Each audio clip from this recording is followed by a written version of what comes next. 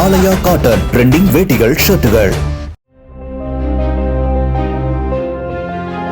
திண்டுக்கல் மதுரை தேசிய நெடுஞ்சாலையில் பள்ளப்பட்டி அருகே சிஎன்ஜி சிலிண்டர்களை ஏற்றி வந்த லாரி தலைகுப்புற கவிழ்ந்த விபத்துக்குள்ளானதால் பெரும் பரபரப்பு நிலவியது.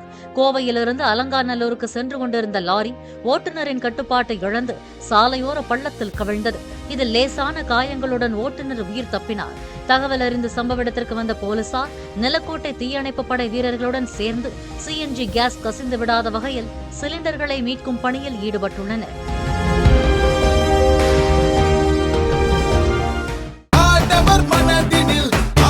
ஆலயா காட்டன் ட்ரெண்டிங் வேட்டிகள் ஷர்ட்டுகள். பிளே ஸ்டோர் மற்றும் ஆப் ஸ்டோரில் இருந்து பாலிமர் செயலியை QR கோடு மூலம் பதிவிறக்கம் செய்யுங்கள். செய்திகளை உடனுக்குடன் பெறுங்கள்.